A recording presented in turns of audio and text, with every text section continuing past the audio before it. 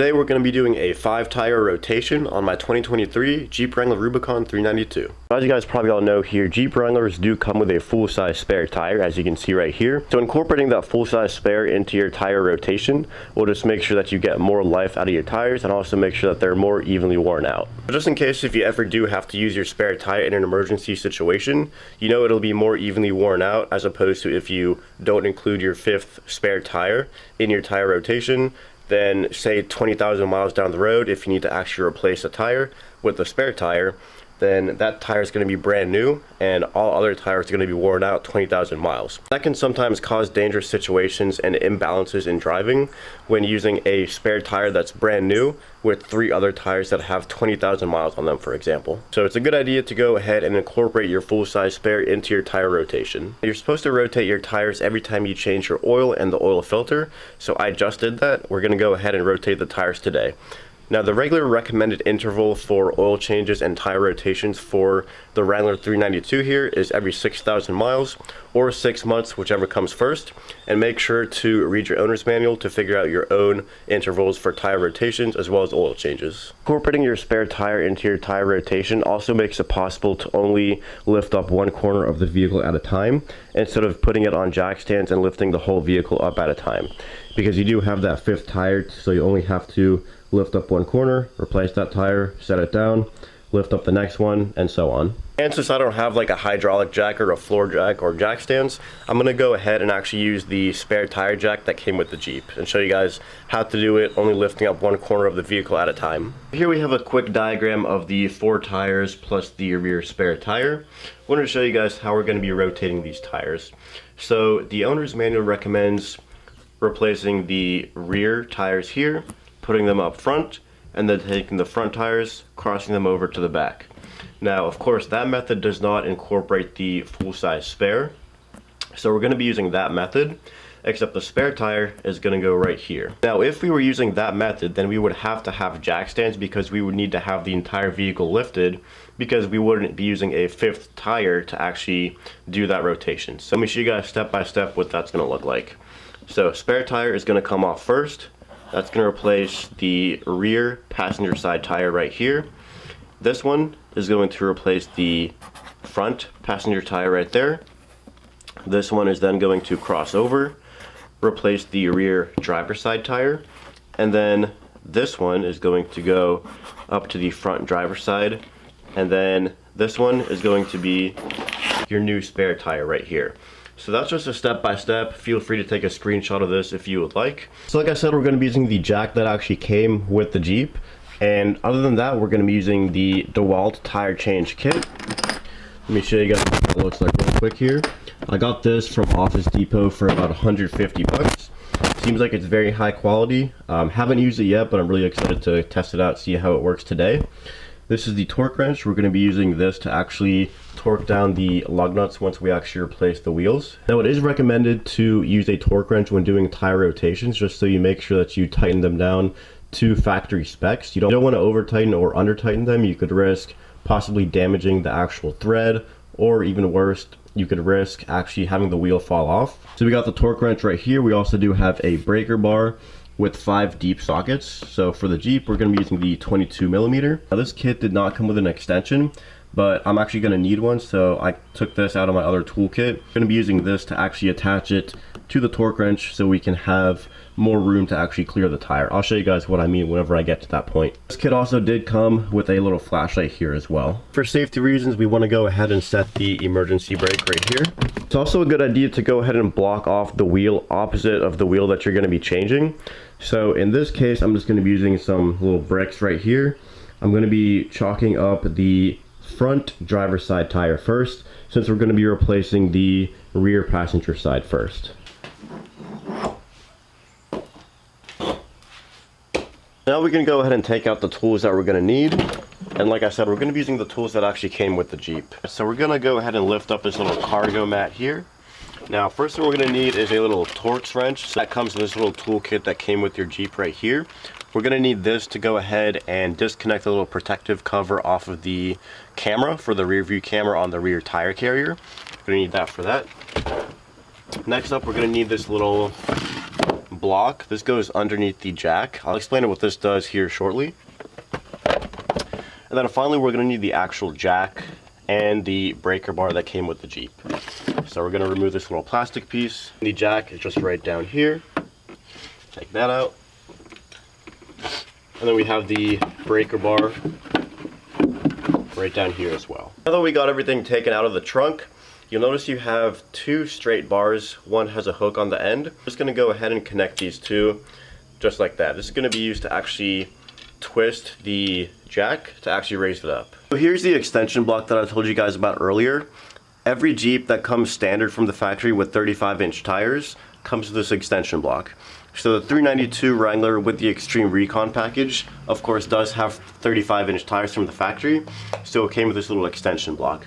This is basically to give the jack some more ground clearance to actually clear those bigger tires. What you do with this is you put this block on the floor first, and then you place the jack on top of that, and then you would use this little pole, you hook it up to the rear, and then you just twist it clockwise to raise it up, counterclockwise to raise it back down.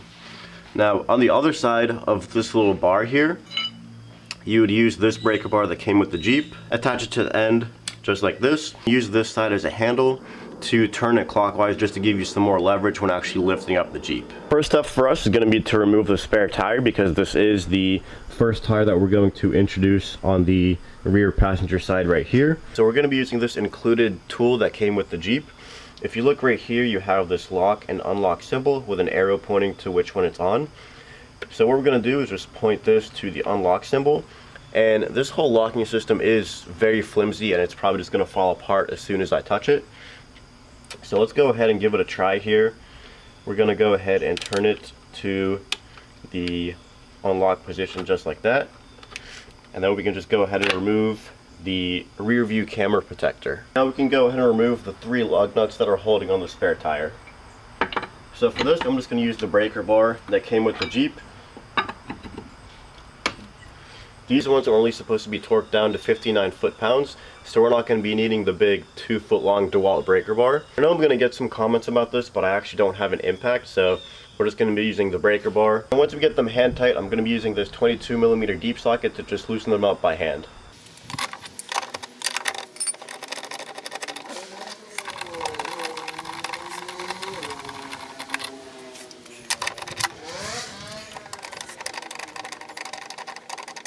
Now that we got all the lug nuts off, we can go ahead and pull off the spare tire.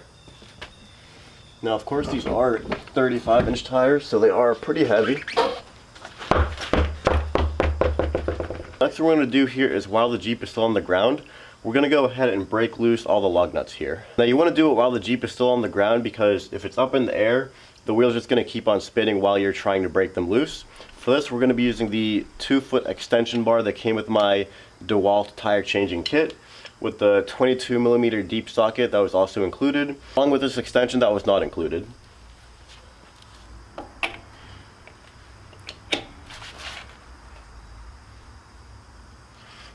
There we go.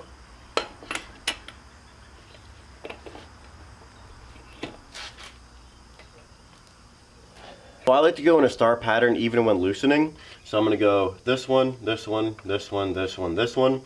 So if you have 5 lug nuts, you're just doing every other lug nut just like this. And all you want to do is just break them loose. You don't want to take them off completely while it's on the ground.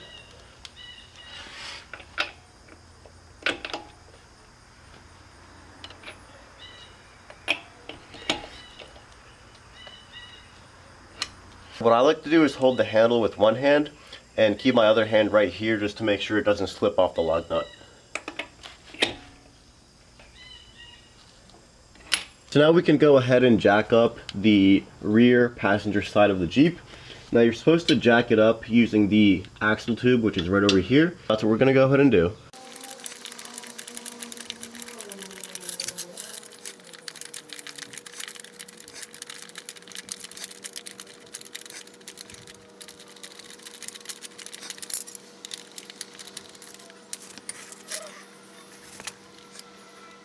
And then of course you want to make sure that it's straight on the axle tube just like this. So I just did all that by hand with just this little straight bar. So obviously now that we are actually going to lift the Jeep, I'm going to go ahead and attach this wrench right here to the end of this, so just to give us some more leverage. Alright, so it's easiest if you hold it right over here and then just lift it up just like this. And you want to lift it just enough so that the tire is barely off the ground. So I'm just going to keep checking it every few turns to make sure we don't lift it up higher than we need to.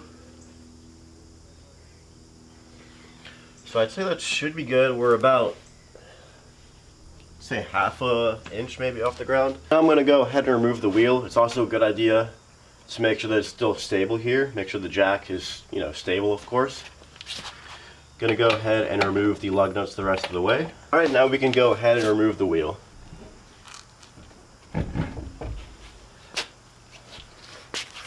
Now we're gonna put the spare tire in this location right here. So I'm gonna try to just use my legs and see how that goes. I know that's a pretty common method of putting the tires back on. Let's see how that goes for me.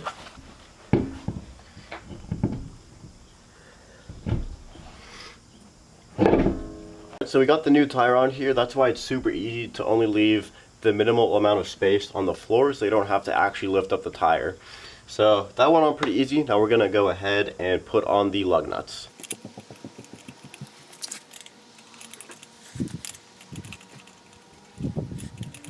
So I got them all hand tight, and I'm just gonna go ahead and tighten them up just a little bit more with the included wrench here. Not too much. And of course, like I said, we are going in a star pattern. Now I'm going to go ahead and slowly lower the wheel just so it's barely touching the ground.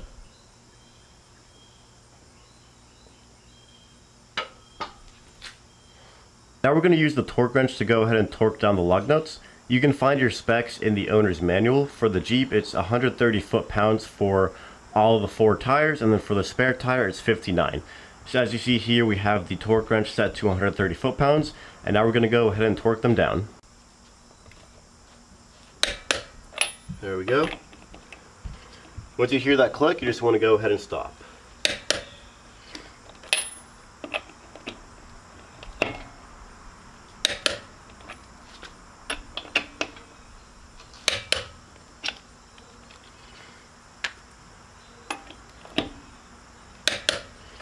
Alright, looks like we are good to go, and of course, as you saw, it is important to go in a star pattern, especially when torquing them down. Now we can go ahead and lower the Jeep the rest of the way.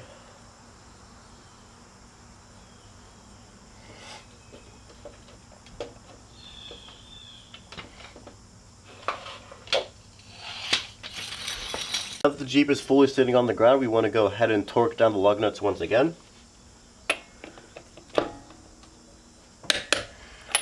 Star pattern, so we're going to go every other lug nut, and you want to make sure that the socket is fully seated onto the actual lug nut before trying to tighten it.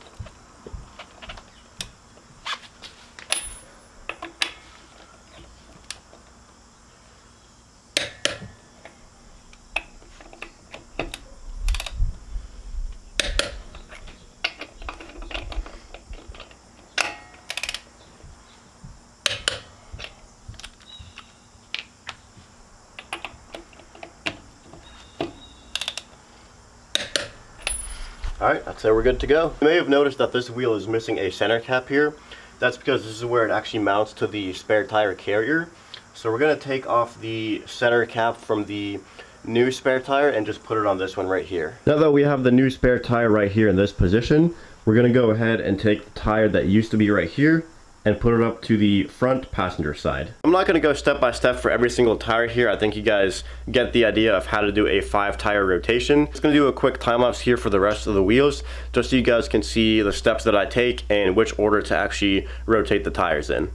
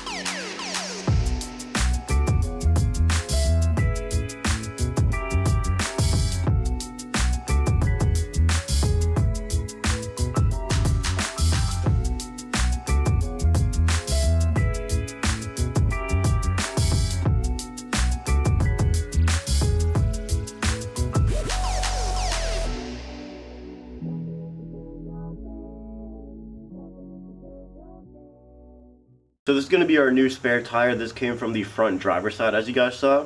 Since this is going to be our new spare tire, we have to pop out the center cap right here. What I'm going to do is just push it out with the back of the screwdriver, and it should just pop right out. There we go, pretty easy. Now we're going to install the center cap on the old spare tire that didn't have one. They're pretty simple to install. You just have to pop them in there, just like that.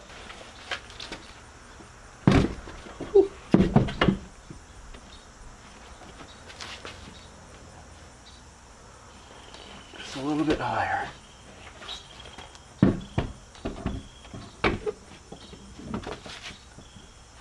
Almost there.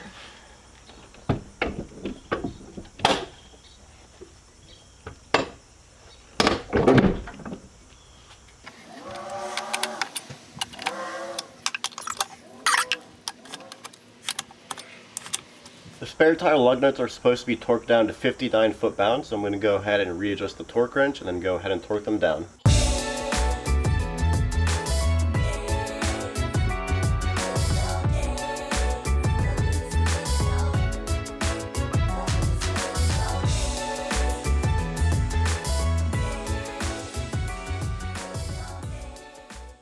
There you have it, we are all done with the 5-tire rotation on my Jeep Wrangler 392. After you get done torquing down all the tires, it is a good idea to go ahead and test drive it for a few miles and then make sure that the torque readings are still the same. Like I said, 130 foot-pounds for the actual wheels and then 59 for the spare tire.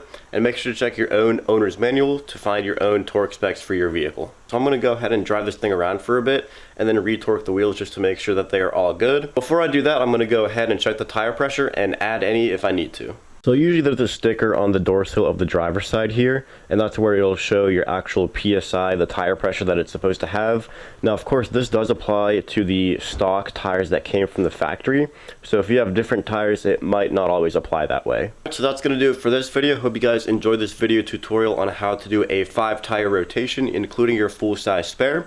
Like I said, it is very important to always read your owner's manual before performing any kind of service just like this. If you guys have any questions or comments, make sure to drop those down in the comment section below. And make sure you also subscribe for more Wrangler 392 videos as well as Jeep Cherokee XJ videos. Thanks for watching.